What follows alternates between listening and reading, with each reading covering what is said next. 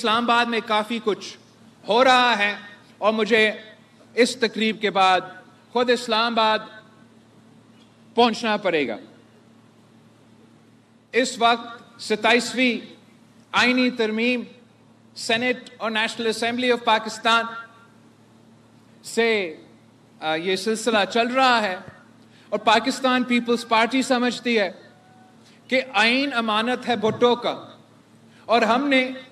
1973 کی آئین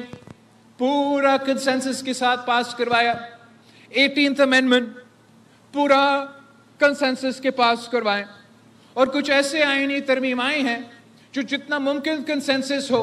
ہم نے اتنا ممکن کنسنسس کا بندوبست کر کے وہ آئینی ترمیم پاس کروائے ہیں۔ جب بھی کوئی آئینی ترمیم آتا ہے یا کوئی لیجسلیشن آتا ہے، آپ کا ایک نظریہ ہوتا ہے، آپ کی کچھ خواہشات ہوتے ہیں اور دوسرے جماعتوں کے اپنے، اور آپ نے ان کے ساتھ بات چیت کر کے ایک درمیانی راستہ ڈھونڈ کے آئینی ترمیم یا لیجسلیشن کرنا پڑتا ہے۔ مگر اس لیے کہ میں آج لارکانوں میں کھڑا ہوں اور اس شہر کے عوام اور اس ملک کی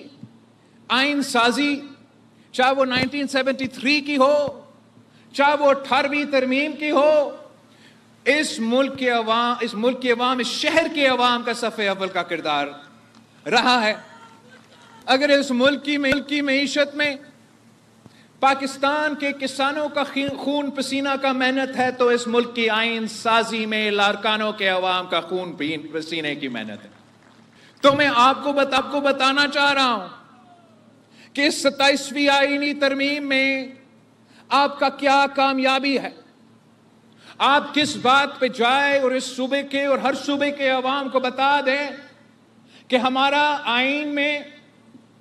ایک کمزوری تھی، ایک کمی تھی، اور شکر الحمدللہ پاکستان پیپلز پارٹی نے وہ جو کمی ہے، وہ کمزوری ہے، اس کو پورا کر دیا۔ اور وہ یہ بات ہے کہ پاکستان پیپلز پارٹی کا تو ہمیشہ یہ مطالبہ رہا ہے کہ جیسے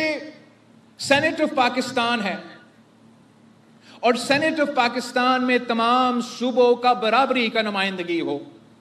تو ویسے اس ملک میں ایک آئینی عدالت ہونا چاہیے،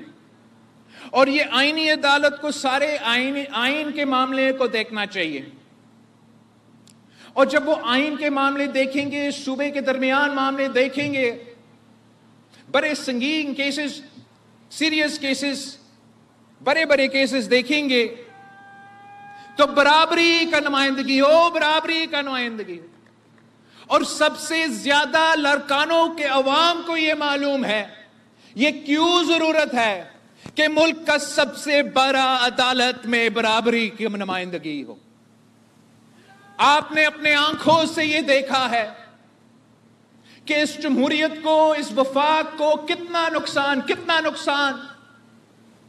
پہنچایا گیا جب یہ غلط تاثر کیا، جب یہ پیغام گیا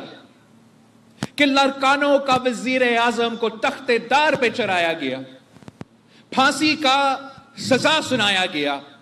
اور اس وقت کے عدالت نے بدقسمتی سے جو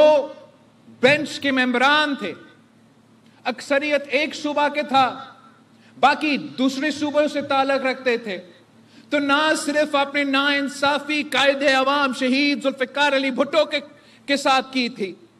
آپ نے اس ملک کا وفاق کو ہلا دیا، آپ نے یہ غلط تاثر بھیج دیا جو آج تک ہم اس کا اثرات بھگت رہے ہیں۔ تو میں آپ سب کو بالکل، ہو سکتا ہے کہ کسی ایک شق پہ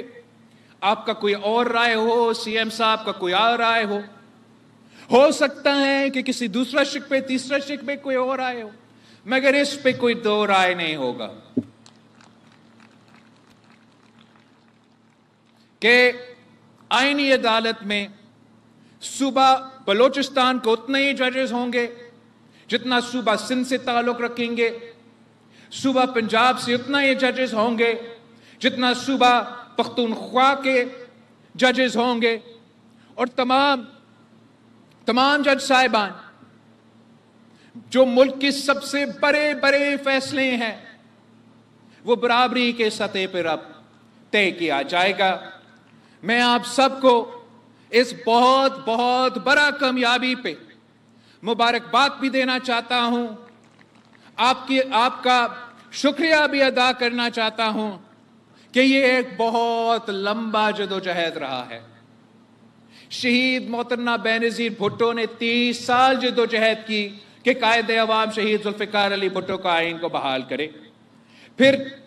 शहीद मोहतरमा बेनज़ीर भुट्टो की शहादत के बाद अब 18वीं तरमीम के सूरत में आपने वो आइन बहाल करवाया, चार्टर ऑफ डेमोक्रेसी के तमाम जो बाकी शराइत थे वो मुकम्मल किए, मगर एक शर्त था जो आपको नहीं करने दिया, जो इंशाअल्लाह ताला मैं इस्लामाबाद जाके करके आपको दिखाऊंगा। आप सबका बहुत बहुत शुक्रिया।